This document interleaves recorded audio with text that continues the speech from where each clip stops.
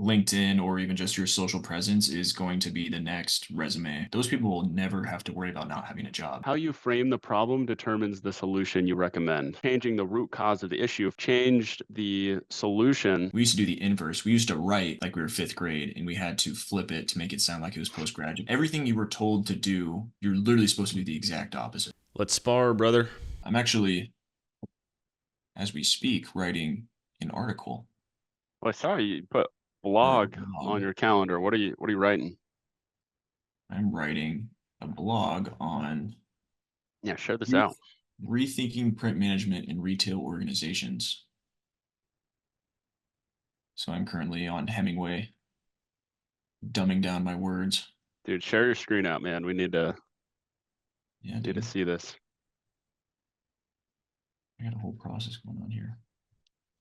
How much chat GPT did you use for this? Oh, my right hand man. Love it. Yeah, ChatGPT, Hemingway, Thesaurus, all teed up. Dude, I like it. On Medium too, do you have to pay to post on there or no? There's a free version that I'm just Yep. gonna do that's open to the public, and if you want to pay, I don't know what it is, but um, I'm either gonna copy and paste this on LinkedIn and post like a LinkedIn blog. Yep. Steve wants me to send it to marketing so they can, which I'm probably not gonna do, but yeah, I'm just going away or on Hemingway, and I just plugged it all in and going through the paragraphs to bring down the grade level. Yep. Yeah, that's huge. Getting your Yeah, so writing in like a I place had, where well, because I used ChatGPT and I was like, hey, give me the top three initiatives IT departments are focused on in retail. So it spit yep. out that like enhancing customer experience through MI, like this stuff. And so then I was like, all right, how does this tie into print management pretty much? And then it Yeah. spit like it gave me pretty much just a framework that I've just built on top of. So it just gave me like the skeleton to Yep. add the meat to. But yeah, so I'm gonna go through like personalizing the customer journey, supply chain management, and then cybersecurity and tying it in, and then just yeah. Do you have any stories in here? Uh, I have I don't have any like oh like I worked with so and so and they had X amount of stuff like just because Yep. I don't want to get into like legal For sure. stuff, but I have like scenarios. Yep. So like that's an Okay. example here. It's like imagine a setback when a personalized data-driven marketing. Did I? Yeah, I think I edited this one. Yeah. Imagine the setback when a personalized data-driven marketing campaign falters due to printing failures, customers expecting blah, blah, blah, blah. So kind of like explaining scenarios through stories would be mine. Totally. Reflects point on the brand's operational competence. See, like that just sounds fucking, that's like postgraduate. That should be dumbed down. Tarnishes the perceived effort, the brand's operational competence. Yeah, that's gonna be You know what's grade crazy is like, 13 there or something. oh, let's Yeah, throw that in Hemingway. see what, the thing with it's like, it's made me realize is like, in college, we used to do the inverse. We used to write like we were fifth grade and we had to flip it to make it sound like it was postgraduate. But now that we're out of it, it's like everything we write is postgraduate, but it's like people read at a fifth grade reading level. So now we have to go back. It's You know what I mean? crazy. Yeah, it's like a total mind fuck. Yeah, Yeah, in it's school, we're always dudes. taught Yeah, increase the word count, or you have to have a certain number of pages or words. And so we're or taught like to use elegant language and yeah, it's like use adverbs, avoid strong verb. Like everything you were told to do, you're literally supposed to do the exact opposite if you want. from a actual communication, Yeah. direct to consumer type So let's see. communication. Where's my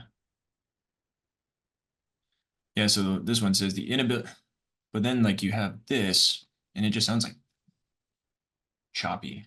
So this is what it just spit out. I'm on like the AI free trial for Hemingway, so it'll like rewrite things for you. Yeah. Oh, okay. It's like the inability to print tarnishes perceived output into personalization. It also reflects poorly on the brain's operational so it just kind of like chops it up instead of like I feel like Yeah. the Whoa. better Customers expecting. let's see Yeah, I if I mean, no, this is a good exercise for sure. It is. All the like this is just burned in my brain. Another thing that Hormozy burned in my brain of his writing guidelines.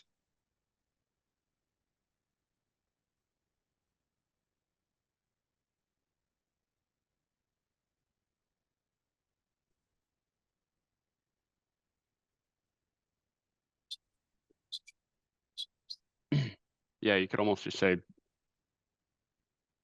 personalization looks bad and makes the brand's operation look worse or something like that. makes the brand's operation look, yeah, incompetent or poor. Poor. So like it's like to me that seems relatively straightforward, but it's like if somebody else is reading it, they're like, dude, too much fancy words. Because I have like I was talking to Nate about this too. Like I have a problem with using big words when talking to customers. Like I'll use this type of language, and I'm genuinely not trying to talk smart or anything. Like it's Yeah. just, and like I'll just throw these gigantic words, and they're like, dude, what are you talking about? Because in my head it makes, and I mean, I'm by no means a genius or anything, but it's Do like you find that's more when you're talking from a technical perspective on the product, or when do you think 1000%. those big words are mainly from a technical perspective? Yeah. But even like, I don't know. It has to have been like trained through college and stuff because we were literally forced to use that type of language and writing and even in conversation. I mean, like you were given a presentation, like you wanted to sound smart, like you knew your shit. But now it's like the real way to know if you know your shit is if you can like the grandma test or the caveman test. Like if I read this to my mom, she would just be like, dude, what are you talking about? Like that's the kind of framework I want to get to is anybody can go on this and read this and just be like, oh man, like retail should definitely think about this. Like not only should an IT director, but somebody just hired on for Vasion, they can read this and be like, okay, like I understand why. Like, you know what I mean? Like that's the kind of one, it's just easier to comprehend, but then two, it's like it's just more universal. It's not just the CIO of so and so can read this and understand it. Yep. Yeah, I think Hormozy, So I'm just trying to dude, we just quote Hormozy the whole time, but that's all right. I was trying to But find that. You sent it to me because like 5 rules or yeah, I've got it in my drive somewhere. I have it printed and taped on the wall right next to me. do you? Hormozy's, yeah, writing guidelines. But I think he puts it really well that it doesn't it just makes it easier for the experts reading your stuff to understand it, and then it makes it possible for people that aren't experts to understand it as well.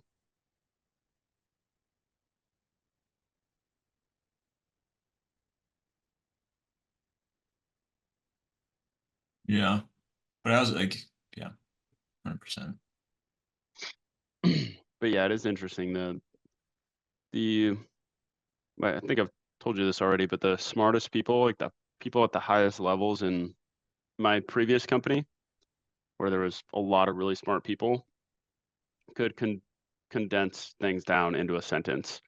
We'd do an entire presentation. We'd work for months on figuring out this problem and coming up with recommended solutions and present it to our VP. And he would just say, so X, Y, and Z is what you're trying to figure out. But yeah, actually, you said that much better than I did in my Now that you 30-minute mention it. presentation.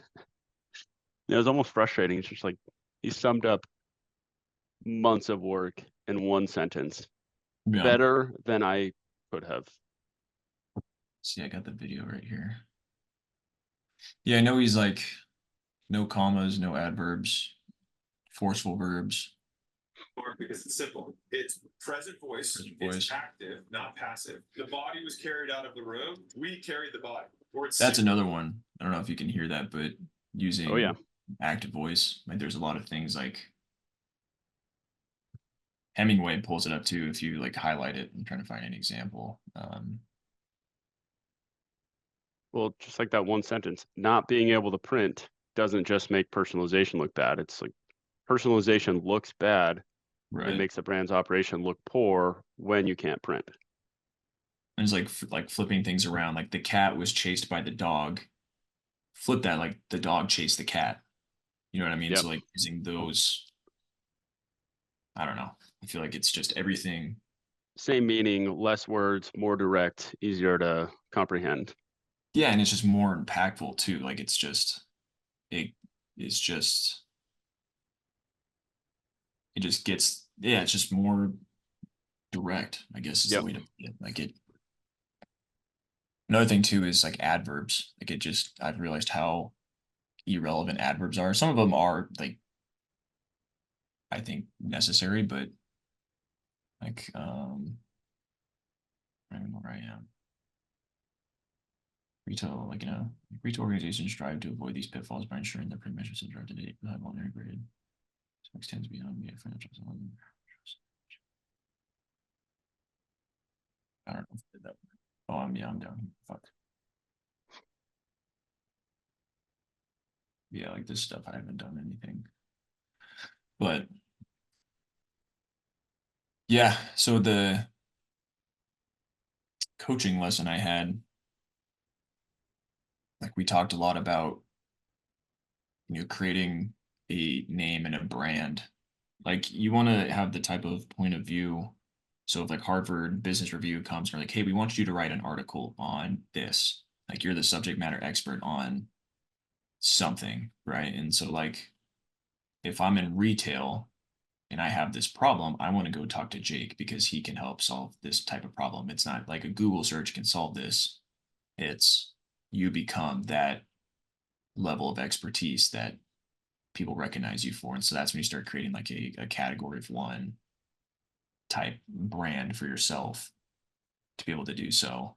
And so like retail is interesting to me. I can talk about it just because the few big customers I've had have been in retail and they've had the biggest impact. So it's like I know there's more opportunity out there in that realm. So like if I'm the CIO of Home Depot and I go on and I know that Evasion is an expert in solving these problems in retail, you just separate competition itself. Like it's not even other people are in the picture. It's like, okay, these guys are the category experts for this problem. It's not just an SEO search of, X problem and have, 15 different things come up and you have to book a demo with all of them and do the due diligence. You start creating that separation between everybody itself. So, and I enjoy writing. That's another thing we talked about was like not only working on constraints and fixing those, but also finding things that you like that set you apart as a seller and then doubling down on those. So like I do enjoy writing. Like it's not hard for me to sit down and like force me to write. And so it's like combining that with leveling up your point of view and using that to separate yourself like that. Some people do like video prospecting or like video post demo recaps, like whatever. Maybe it could be like creative outreach. That could be your differentiator. So it's just finding those key personal niches yourself and then leveraging those. So writing's my deal right now. I like it. No, this is super cool. There's so much to learn with it too.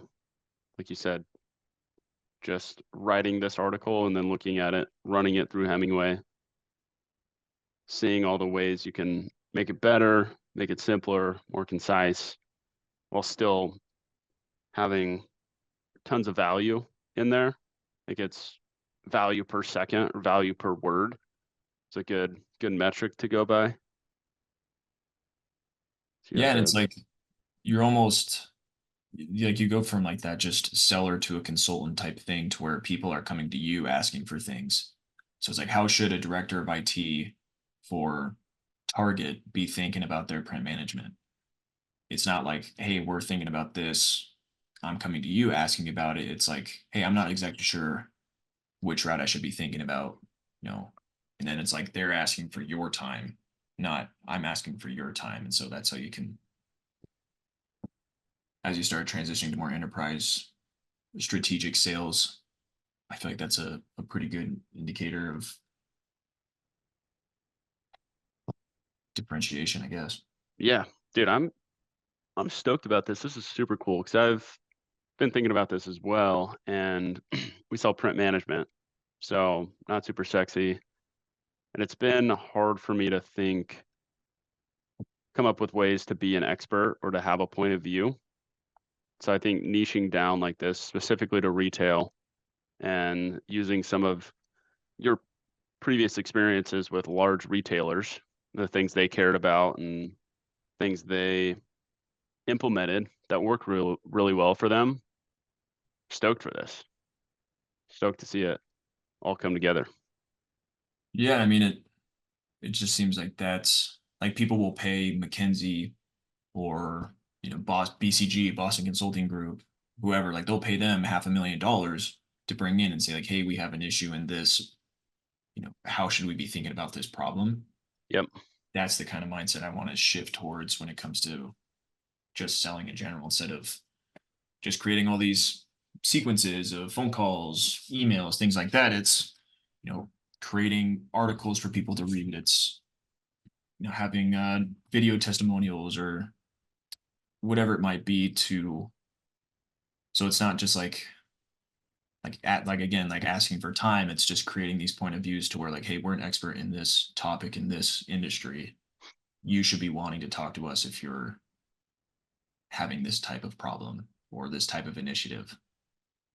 And so like if I was a director of IT and I was focused on print management and I started finding articles on LinkedIn from sellers in that region writing about this problem, it's like, oh shit, like they know what they're talking about. Like that's the first person I'm going to go and talk to and see what they have going on.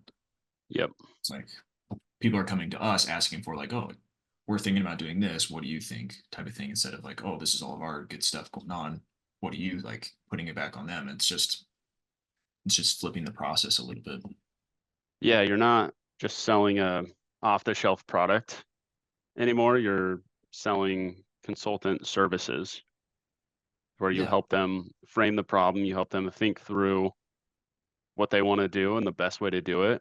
And ideally that leads to your product because that's what you're selling and that's probably where your point of view comes from.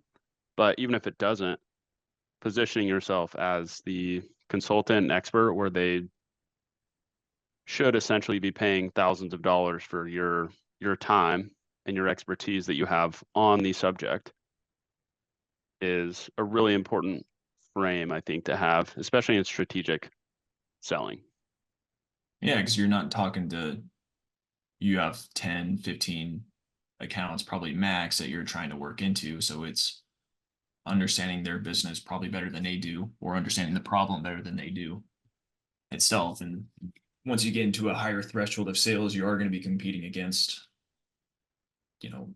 PhD consultants and things like that. So it's the way you compete in that field without that type of brand is being an expert on that. And so, Yeah, a big thing I think you've obviously seen, I've seen, is that we're not just competing against other print management products either. We're competing against every other priority in the organization. And if all we know is our product and how our product can help people, we don't actually understand the problem. We're not actually able to frame the problem for the customer, estimate the impact of the problem, the potential benefits of solving the problem and reasons the organization should care about print management, then it's going to be much more difficult to sell because they have to come to that conclusion themselves. And how often are they able to sit down, frame the problem in the way that they probably should in order to look at our solution? And so we're almost coming in 3/4 of the way into the sales cycle if we're coming at it from the approach of just selling a product. Right. But if you're the expert and you can help people frame the problem and even see that there is a problem and compare it to all the other initiatives and priorities in the organization and frame it in a compelling way to where the value of solving that problem is very high on their list, then you take on the full sales cycle for them, and you are a trusted consultant and advisor, as opposed to a product expert that spews out technical information. Right. And I think a key too is, especially like in this article, like I never once manage PrintLogic or Bayesian. And even in business cases and writing, you always want something to be solution agnostic, so they can just go in and see the problem itself and maybe how to rethink solving that problem. But the minute you start throwing all your marketing collateral and whatever, you start losing the trust, because it's like, okay, like they don't care about actually figuring this out with me. It's just eventually teeing it up to pitch whatever product they had. And so like if somebody were to read this article and say, okay, I want to pick your brain on this, it's not due to, they might ask like, oh, like you might have something that can solve this, and then you can tee that up, but it's not just about the benefits of what your product can and can't do. It's just about solving the overarching problem and then working towards whatever end goal that is. If that's your product, great. If not, I think Mosey says this too, like if you can help your customer achieve the goal, regardless if they go with you or not, like you win because you're untouchable. Same thing with like Josh Braun, like detaching from the outcome type of thing. And in sports, detaching from whatever outcome it is. Like if you can start transitioning to that with your customers, then you're unbeatable. I love it. The example I'm kind of thinking of is, say, like chronic back pain and Advil. People come to you and they have back pain, and if you're just like a product salesman for Advil, like, oh, take Advil, you'll feel better. And then tomorrow you got to take more Advil and you'll feel better. But the chronic back pain doesn't actually go away. So if the customer is just coming to you with symptoms, you say, I have back pain, you're like, oh, I have this product that fixes back pain, then yeah, you might be able to sell. But where the real expert, the real doctor comes in and says, oh, your joints or whatever, something physically is messed up, so let's do 6 months of rehab, or let's actually do surgery, or whatever it is. They fix the root cause of the issue, and then once they fix that, the back pain goes away and they don't even need Advil. But the top level person just says, oh, I have this thing that can fix it. The actual expert knows the reasons for it, the root causes of the issue, and helps them solve the root cause as opposed to just the symptoms. Yeah, my favorite sales analogy is always prescribing your patient with some type of medicine or alternative, whatever it might be. That's always been the thing that's made the most sense in my head. Of like when you go into a doctor, it's like, I have back pain. It's like, all right, take Advil. It's how long has this been going on? What have you done to solve it in the past? What initially caused, you know what I mean? Like it's asking those type of questions. So it's like if somebody comes to you and you have this new persona where people are coming to you asking for tips or advice on certain problems, you can start translating that to like almost like a doctor or a physician type thing of really diagnosing the main cause. And if you get to the end, it's like, okay, it might be your product. Maybe it's something that your product can't do, and you point them in another direction, and that just creates even more brand credibility within the market. 100%. I like Nate Nasrallah's elevator example he shared with us not too long ago. Maybe, not sure if you were on for that one, but just about framing the problem. So it's just a quick little example here. There was a high-rise building in Chicago, and they had really old-ass elevators, and they were slow. And the residents were complaining that the elevators were too slow, took forever to get from one floor to the other, all that stuff. So person in charge of the building initially said, oh, we need to fix the hydraulics on the elevator, make them go faster to appease our residents here. And then someone else came in and said, hey, actually, like the root cause of the issue is not that the elevators are too slow, it's that people get bored while they're sitting on the elevator with nothing to do. And so changing the root cause of the issue from the elevator's too slow to people just get bored on the elevator changed the solution that they went forward with. So instead of spending thousands and thousands of dollars on new hydraulics for the elevators and having downtime, the residents would have to use the stairs for however long, whatever, they just put mirrors in the elevator and people didn't seem to care anymore that the elevators took forever because they had mirrors to check themselves out or mess around in, and they weren't as bored on the elevator, which is why all the old elevators you see in Vegas or wherever all have mirrors in them, because it's a lot cheaper to just put a mirror in there, and a better solution actually, just put a mirror in there and people don't get bored on the elevators anymore. Pretty sure it's in a book we read. I don't remember which one, but I think it's pretty common example out there, but it's just really powerful, I think, in terms of how you frame the problem is really, let me try and rephrase this. How you frame the problem determines the solution you recommend for it. I like that. And that's been really impactful. I think Chris Orlob does a good job of that in his courses, of finding the root causes of the issue is really helpful one when you're selling, because if you frame the root cause as your problem can solve the root cause, then it's pretty hard to lose at that point. But two, I think it's really helpful for customers too. And when you're engaging from I'm an expert, I'm a consultant in the industry, most of the times customers come to you and they haven't spent hours and hours and hours researching the problem they're having. They just have these symptoms, like the back pain example. They just have symptoms. Hey, this sucks. It's painful. But they haven't diagnosed the root cause a lot of times. They haven't dove that far into it. And I think that's where we can really add value as sellers early in the sales cycle to help them frame the problem and say, oh, you have these symptoms. Oh, have you looked into this, and this? And then mutually come to the root cause of the issue. And that will most likely, based on the things you solve and the experiences you've had, probably come down to a select one or two things that then your product can solve. But even if you come to, hey, actually the root cause is a little different than other people we work with. The reason that you're having these issues is because of X, Y, and Z. We don't solve those, but these people can. Then, like you said, you build credibility and a brand for yourself that you're not just selling a software product, you're helping people solve real world business challenges, whether it's with your product or something else.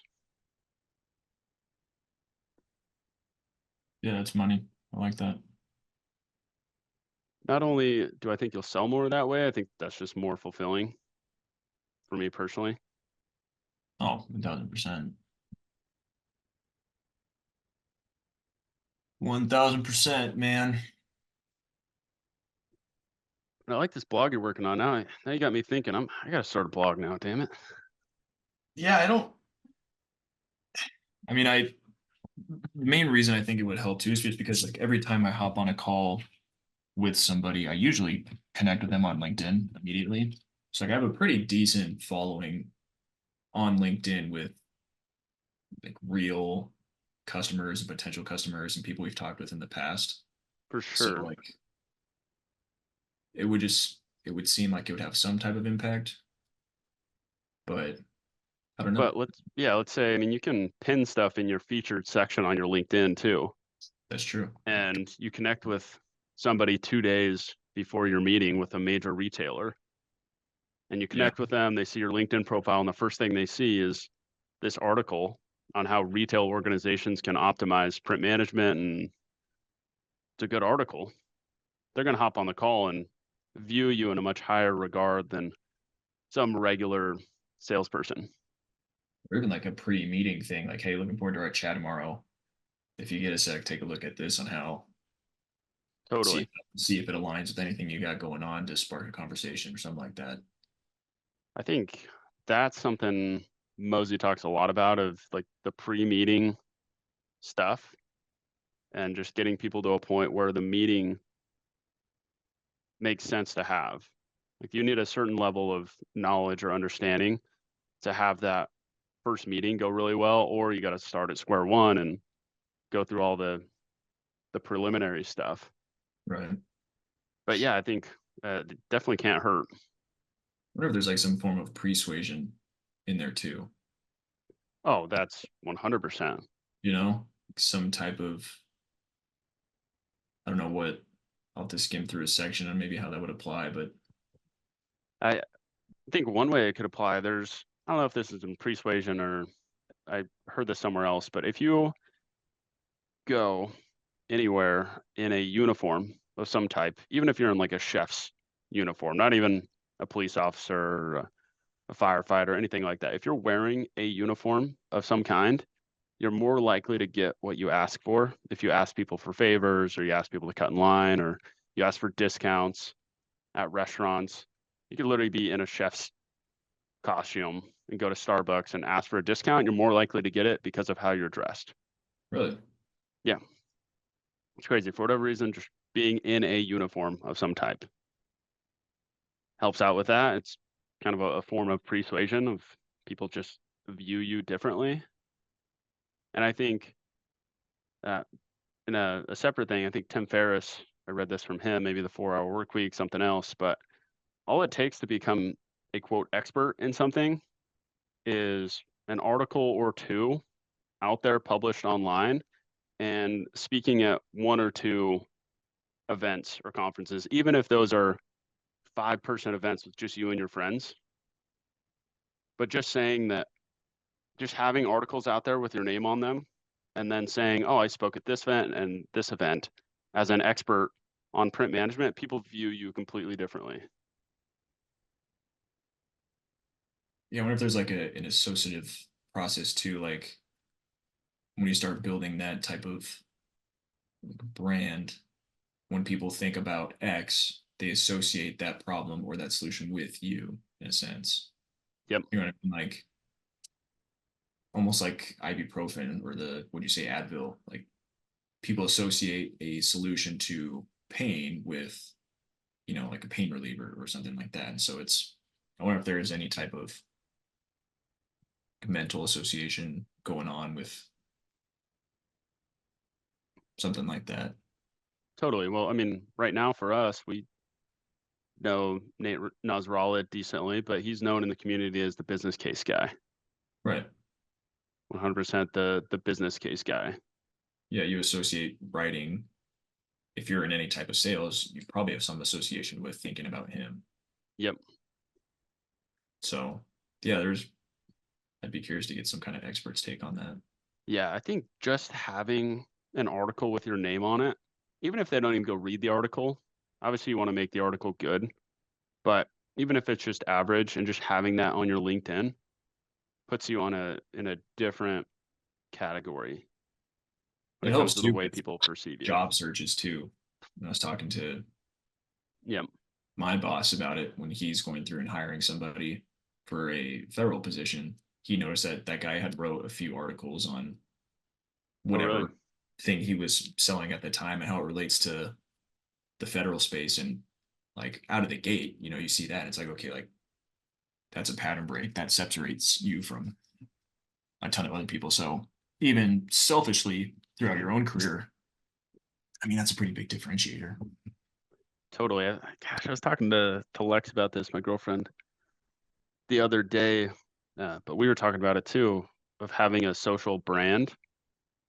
And she was saying from a PR perspective, she always just the nature of her work now, she she is walking around or looking at people on social media or whatever. Like she always characterizes people now, because that's like her job, is to characterize people as this type of person, or do they fit the brand of Disney, is kind of her lens she has to look through. And I think that's really common human behavior, is to always try and characterize or attach or associate people with things that we know. Right.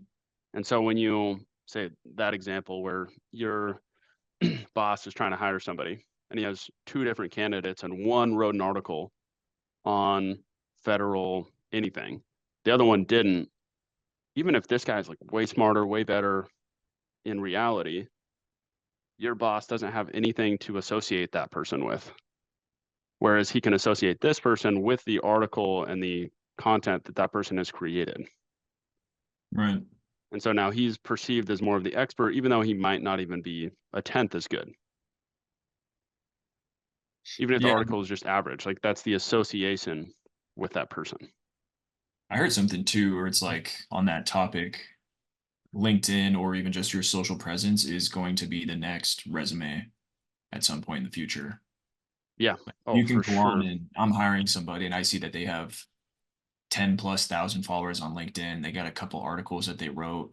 Like, that's gonna take a lot more space in my dome hiring Yeah. that person than, other candidates. And so like you see other people on there that you have 30, 40, 50,000 followers on LinkedIn. Like those people will never have to worry about not having a job. They probably got jobs because of that. Some of the Yep. people on there too, if you think about like people start understanding and knowing about brands and want to start working for certain companies once they see that, hey, this is a VP of sales at so and so. He posts a lot of good content. I want to go work for that guy. Then you start attracting top talent because of you associate with that brand. That brand now has a reputation of hiring top level talent. So like being able to have that social presence that's huge. Lavender's a perfect example. I don't always like to name drop in here, but they do an exceptional job on LinkedIn. All of them. I mean, half my feed most days is different people from Lavender. I don't even follow them. Their content just always shows up because they put out really good content, and now they're known. Their company is known. Like I use their email helper, email coach because Yeah. of finding them on LinkedIn, and I'm more I have better associations with them than I do with anybody else. I don't even know anybody else in that space of email type coaching. Yeah. Nate's a Nate, really good example. Yeah. Nate did it with zero marketing, just posting content, building a following base, Yep. and generated however many paid customers through that. I was on my coaching call with Moore last week, and one of the other people that was in the community was on the call, and somehow we got talking about Fluent. And he asked me, he's like, is Fluent worth it? And I obviously spewed out a bunch of stuff. Of course, it's worth it. Like, I love it. It's helped me with a bunch of deals, all this good stuff. And then he asked, well, how does it compare to, and then he named off 2 or 3 competitors. And my response was, well, I haven't tried any of the competitors. And even if they were better, I don't think I would even look into them because I've already received so much value from Nate. And I already have such a good connection with Nate. And I don't even really know him personally. But because I've already received so much value from him, I already feel connected to him in a way because I follow his content and I've used some of his stuff and gotten value from it. I'm not even going to look into competitive products, even if they were 5, 10 times better. Probably still going to stick with Fluent because of my association with Nate and the product. Yeah, that's crazy It's wild, right? that I think about that out loud. How impactful just brand. I mean, in a sense, it all ties into brand, but Yep. then it's branding for your brand. There's been multiple times I've looked at job descriptions and applications for companies that I don't know anything about the company. I just know that, their VP of sales or their director of sales posts good content. I'm like, man, I could learn a lot from that guy. Like, Totally. I would consider myself leading up to top talent someday, if not, soon. That's like, man, like if I was a director of so and so or VP of sales and I was posting that kind of stuff and there was somewhere on there that resonated with that and wanted to learn from that and was a top tier talent coming to work for me, like it's like, that just bypasses hundreds of thousands of applications. You know what I mean? Like, so That's the next level, I think, as we move into leadership is right now, we're writing articles and trying to post things and build a brand to attract customers. But as you move into leadership or start your own business or company, a good portion of your business's success is going to depend on the type of employees you attract. And so just like you said, in the same way, you're creating a brand to attract top talent as well as quality customers. Look at like acquisition.com. I mean, look at the brand they've built, obviously with Layla and Mosey, but if you look on their job applications or descriptions, like in the description, it says, you know, making the 1% feel at home. You know what I mean? It's like those who associate themselves with the 1%, that's the place that they want to go. So it's like now you're just bypassing all of these. Even if you don't associate yourself with the 1%, you're probably going to avoid that. But like as a hiring manager, and if I'm consistently just evaluating 10s or 8 or 9s or 10s, it's like, oh man, all of that's coming from your social presence, ideally from the stuff you put out there. And so It's insane. Kylie Yes. Jenner drops her makeup line, instant billionaire. yeah, Was her makeup, like, was there any reviews on her makeup? Was the product any good? Like, nobody even knows. Nobody cares. they And probably associate her with beauty, with young, with pop, you know what I mean? Popularity. dude, freaking Mr. Beast bar. Every time I go to Target or 7-Eleven, I don't even like chocolate or candy that much. It's good, It's but pretty good. I've literally never gone out of my way in my entire life to grab a chocolate bar. I didn't know And you said now, most times I go to 7-Eleven or Target, I grab one of those. really? Yeah. That's hilarious. And they're good. They're good, but I've literally never done that my entire life. That's not a common thing that I would go do, but because of his brand and my associations with him, I will. That's hilarious. Yeah. And yeah, he's talked about that too. Like if he walked into a Walmart, he would not be able to leave. He would get mobbed by people. Oh yeah. And in the same way, he puts his face on a candy bar or his name on a candy bar. In a very similar way, people mob over and buy the crap out of his products because of his brand. Right. So yeah, it's just becoming more and more relevant for me. And I've been so anti-social media for a long time that my girlfriend's hammered me on this for years now. You got to have a brand. You got to do something. Like, just pick something and do it. I've been so against it, but starting to see the power of it. And I think I'm just against the consumption of other people's stuff. As I've grown in this, I think I'm moving the direction of not following anybody and just posting stuff and creating, and trying to minimize the amount of consumption and maximize the amount of creation. Whereas I always viewed social media from the consumption standpoint, which is why I think I was so against it. Yeah. And like I think I'm obviously we're huge advocates of like posting stuff after you have done things to write about, built that credibility. But I think you can still like you can build the credibility around certain topics that you're currently like I could start building credibility as a SaaS consultant for retail organizations. It's like I've done it. I'm not trying to, kind of like with Hormozy, he was only trying to do that for gym owners at first before moving into like the broader public of just business as a whole. So it's like we could start there and eventually work into like SaaS organizations as a whole. Like, hey, we've helped companies in retail, manufacturing, FinServe, whatever it might be, and then you can start broadening your scope. But like right now, it's more bottom of the funnel, tailor towards our product, our solution in one or two, maybe three industries, and then progressively. I think it's a really solid point. You can build a really strong, credible brand. Anybody can if you niche down far enough. Right. And eventually then- that out. Yeah, as you do more, as you get better at things, become an expert in more things, then yeah, you expand. Yeah, because it's like right now you're in the weeds of selling what's in your bag. Eventually you could be, leading a team that is selling what's in your bag, and that's more broad. And eventually it could be now you're like a third party advisor type thing where you advise many people selling different things. And eventually maybe you're owning a thing. And so it's like eventually it's just, kind of like one to one, one to many, one to all type of thing. Yep. Yeah, for you and I, our brand, I mean, we haven't I think what we've done is all relative to who we compare against. Yeah.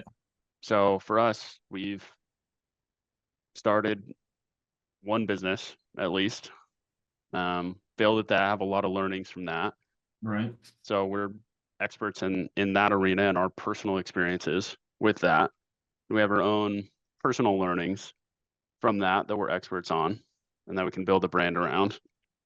And we're right in the middle of learning skills to then transition to our next opportunity or endeavor. And so we're experts in our journey right now. And as we get bigger and get better and maybe move into leadership, then we can become experts on leadership in a sales organization. But we can't talk about that now because we haven't done that. But we Right. can be experts and build a really strong brand with where we're at right now. Oh, I agree. And it's been a good light switch for me, I think, because I was in a similar boat of saying, well, I haven't really done anything yet. So I can't really post. Yeah. You can't really be an expert in anything, but taking the opposite approach to say, well, what have I done? Where am I at? What can I speak on? And saying, oh, well, I can speak on that. I can be an expert. Maybe it's small, but I can be the expert in this pond. And then as I do more stuff, can move to a bigger pond or increase the size of my pond to then speak on that. I like that. Yeah. I had that realization with my lessons stuff. Just saying, yeah, I didn't hit 400 in Division I baseball. I didn't have a bunch of home runs. I don't have the stats to really back that up, but I do have. I can help 10-year-olds and 12-year-olds. 100%. Oh, And I do geez. have the brand and credibility to do that at a much higher level than most other people can. Right. And so that was a switch for me of saying, oh, I don't really want to do lessons. I don't feel competent enough to do that. But I was just comparing to what I thought my standards were. Sure. So it's been a big unlock. Good deal, brother.